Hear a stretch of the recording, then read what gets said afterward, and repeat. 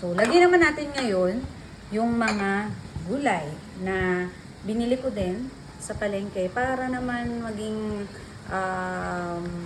nutritious or masarap at saka masustansya yung ating sinampalukan.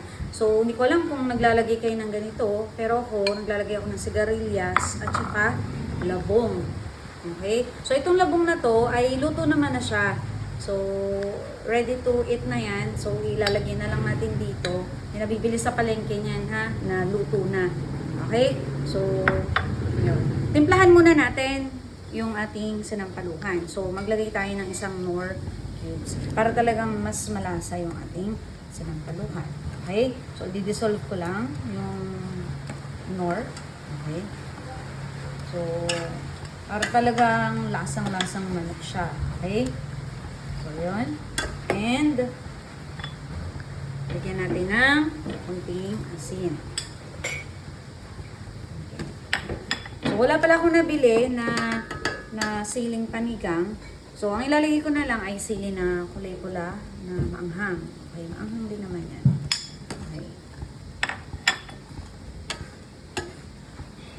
So, halu-haluin lang natin, no?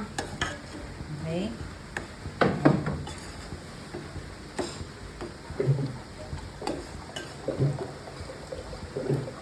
Okay. And, pwede na natin ilagay yung sigarilyas para makuluan din siya.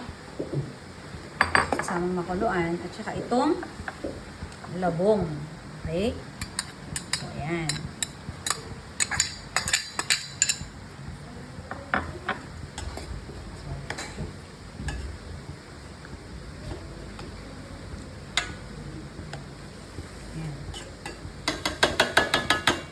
So, pakukuluan uli natin yan ha ng mga 3 to 4 minutes para maluto yung gulay. And after nun, pwede nang kumain.